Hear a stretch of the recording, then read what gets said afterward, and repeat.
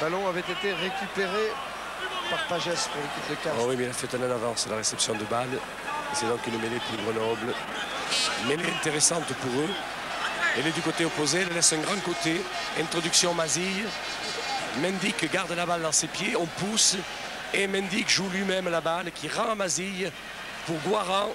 Et c'est la percée, de Vélo. Le crochet extérieur. Et le 11e essai de Vélo qui donne l'avantage à Grenoble. Le 11e essai de Vélo depuis le début du championnat. Et surtout l'essai de cette finale. Ah, il a bien joué le coup les Grenoblois là. Il a bien joué. Bien joué d'abord par Mendic qui a rendu la balle à Mazille. Et ici on voit Vélo avec un crochet intérieur, crochet extérieur. Incontestable l'essai de Grenoble. Vélo libéré de son rôle de buteur. Vous voyez que cette mêlée était importante.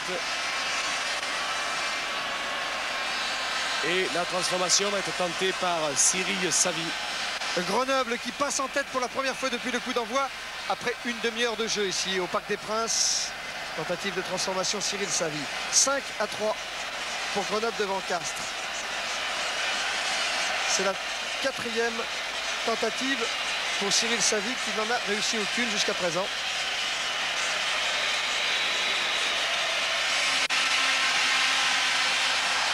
À côté. Et c'est encore raté. Oui. Oui, je suis avec Michel Ringeval qui a donné quelques indications à Mazille juste avant l'essai. Qu'est-ce que vous lui avez dit?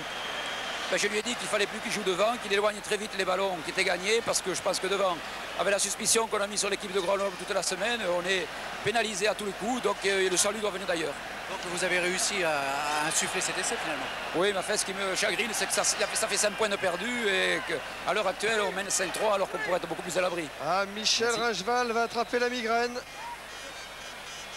Si ça continue comme ça, en attendant, son équipe mène au score 5-3 devant Castres. Et il faut dire que cela remise en jeu, eh bien, la balle a été directement en touche. Donc c'est une mêlée au centre du terrain avec l'avantage de l'introduction, bien évidemment, pour Grenoble.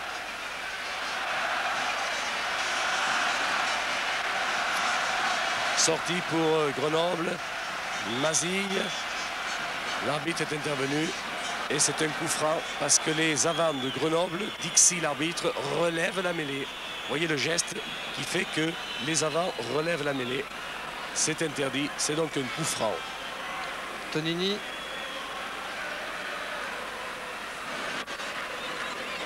Pagès. Diaz pour Lucchio. Le recentrage, Cyril. Savy, arrêt de volée, accordé. Placé. Accordé par M. Sarr.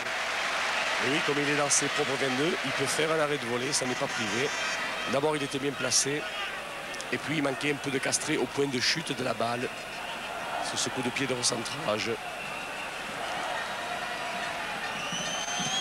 Cyril Savy cherche la touche. Et trouvera Laurent Labitte, bien placé. Oui, Labitte a pu donner à Bergès qui a tapé à suivre. Et cette touche est dans les 22 mètres de Grenoble. Mendic était là en couverture pour les Grenoblois. Il joue bien Mendic comme numéro 8. Il rabote en couverture. Il joue exactement comme doit jouer un numéro 8. Les Bergès face à Guaran. Et Mendic qui était là en couverture. Touche réduite. Wetton, Carminati pour Castres. Wetton détourne. Tonini mal protégé. Débronzé comme il l'a envoyé au pâquerette. C'est David et Goliath là. Cette mêlée sur les 22 mètres de Grenoble.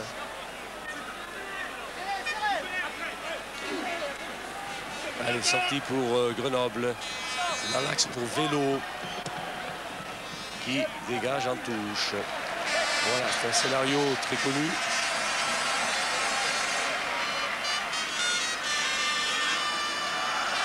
Bourdet, la deuxième ligne face à Chaffardon.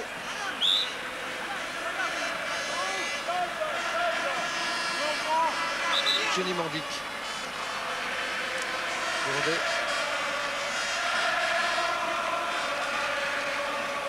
On a volayé la balle pour Mazille. Mazille toujours. Lui en avant. Cette mêlée, introduction, Tonini pour Castres. Il y a beaucoup de fautes de main qui nécessite beaucoup de mêlées. Et tout à l'heure, ces mêlées vont peser dans les jambes des joueurs, c'est sûr. On revient au jeu, Régis Forissier. La balle pour Rui. Rui. Longu, Rui encore. En avant. Ah, Combe a laissé tomber la balle.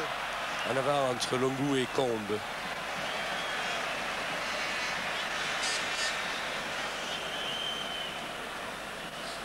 Voici Combe, le centre de l'équipe de Castres qui avait marqué l'essai contre Narbonne à Tarbes.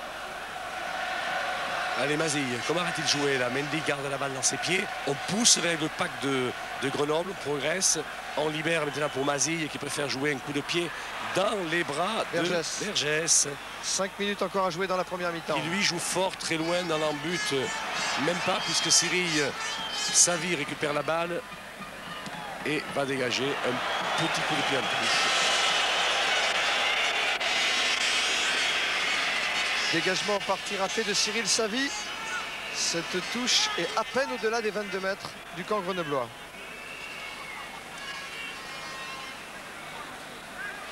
Christophe Urios fait la remise en jeu pour Castres. Wetton Carminati toujours dans l'alignement face à Merle Brouzé. Carminati est détourné. La balle est pour Rui, le capitaine. Plaqué. Tonini avec Bourdet. Ah, il a bien libéré la balle au sol, Bourdet, c'est bien fait. Tonini. Gary Wetton plaqué. On essaie de l'isoler côté grenoblois. Il a pu libérer sa balle. Un en avant. Un en avant de Francis Rui, m'a-t-il semblé. Et l'arbitre laisse jouer. Il avait signalé une position de hors-jeu, puis il n'est pas revenu sur sa première décision. La balle est sortie directement en touche. Remise en jeu, Éric Ferruit pour Grenoble. 5-3 pour Grenoble, ici au Parc des Princes, en finale du championnat de France. Alors qu'il reste 3 minutes à jouer dans le temps réglementaire de cette première mi-temps. Rui, contré par Guaran. En dribbling, Vergès récupère pour Castres. Vergès qui essaie d'échapper à Brouzé. C'est le chat et la souris. Mais là, ils s'y mettent à tous, les avants de Grenoble, pour lui arracher la balle. S'il la lui arrache, c'est bien. S'il l'arrache pas, ils auront la mêlée, mais ils ont arraché. Merle pour Guaran. Guaran pour Taoufou Fenoua. La mêlée sera pour Castres. Alors que j'en profite pour saluer tous les téléspectateurs de Wallis et Futuna, de la Nouvelle-Calédonie, qui nous reçoivent en direct. Il est très tôt ce matin pour eux.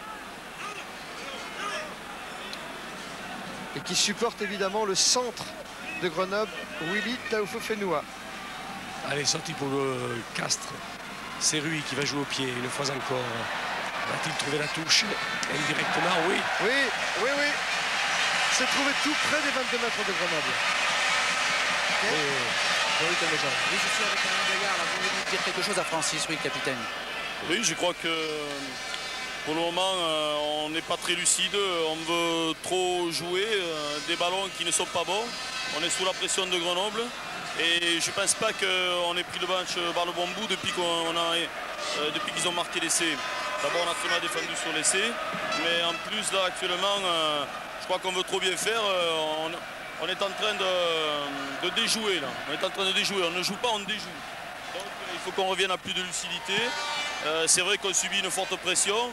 Mais je crois que ce n'est qu'à travers la lucidité qu'on s'en sortira. De la façon dont on joue actuellement, je crois qu'on ne s'en sortira pas. Cyril Savy en gros plan sur votre écran, alors que les joueurs de Castres essayaient de relancer, mais M. Salle a sifflé. Et oui, parce que l'arbitre de touche, la balle avait son drapeau. Il a signalé qu'il y avait touche, donc on va jouer celle-ci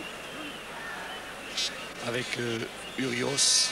La dernière minute du temps réglementaire dans cette première mi-temps. 2 points d'avance pour Grenoble devant Castres. Christophe Urios pour la remise en jeu.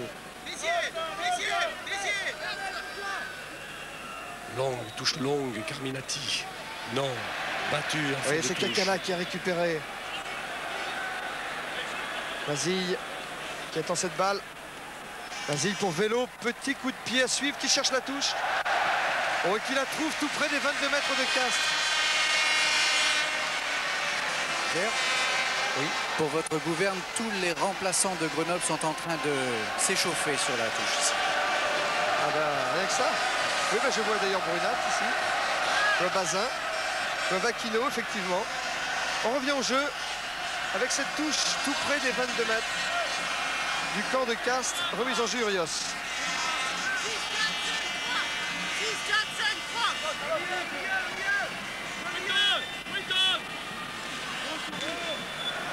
Wetton.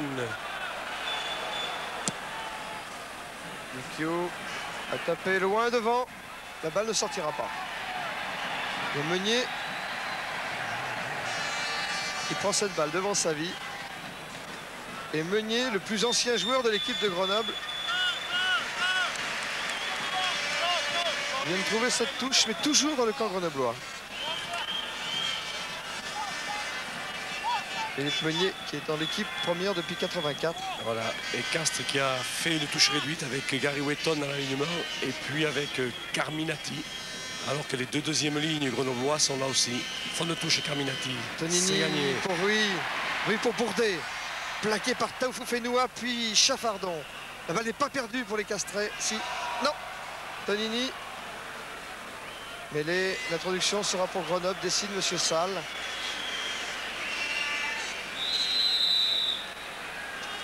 Voilà, on a manifesté du côté de Castres. C'est une pénalité.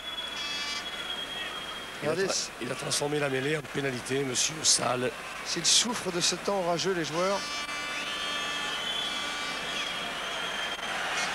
Alors que Cyril Savy, qui n'a peur de rien, est en train de nous proposer une pénalité, je dirais de 72 mètres, Bala. 62 mètres. 62 mètres, oui, 62 mètres. C'est déjà beaucoup comme ça. 62 mètres, vous avez raison. N'en rajoutons pas. Pour l'instant, pas de réussite sur ces 4 précédentes tentatives. Le buteur de Grenoble.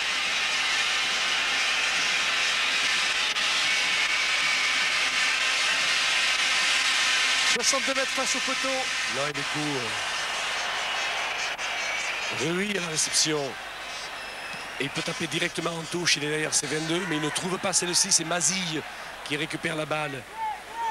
Avec retour à l'extérieur pour Brouzet. Qui franchit la ligne médiane. Il a trouvé à l'intérieur Savy.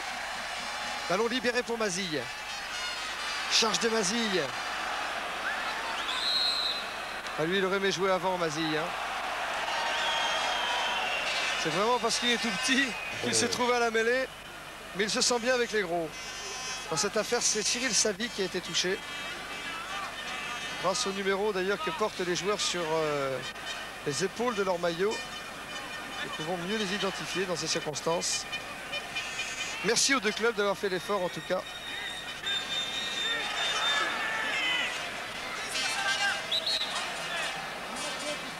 Et les tournes avant l'introduction. Tonini.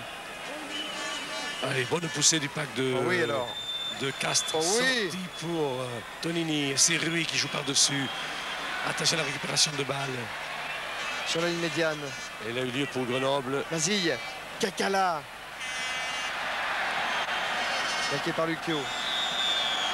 Oui, il a sifflé, Monsieur Salle. Oui, vous avez vu le geste là, qui voulait dire que sur les bordures, les Grenoblois passaient sans ballon. Faisaient le ménage, comme on dit. Alors que la balle étant au sol, c'est une mêlée ouverte qu'on doit jouer et on doit venir se lier sur les mêlées ouvertes et non pas jouer au-delà de la balle en faisant le vide. Ils vont tenter leur chance, les joueurs de Castres, sur cette pénalité.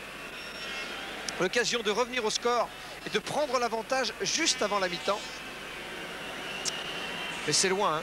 C'est très très loin, 55 mètres pour Laurent Labitte. Et Labitte a des nerfs d'acier.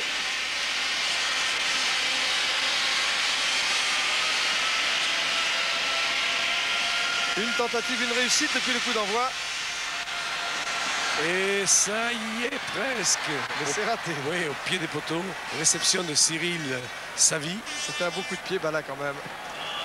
Et c'est un connaisseur, alors qu'effectivement, Monsieur Salle siffle la mi-temps ici au Parc des Princes. Grenoble mène devant Castres par 5 points à 3. Un essai de vélo pour Grenoble contre une pénalité de Labitte pour Castres.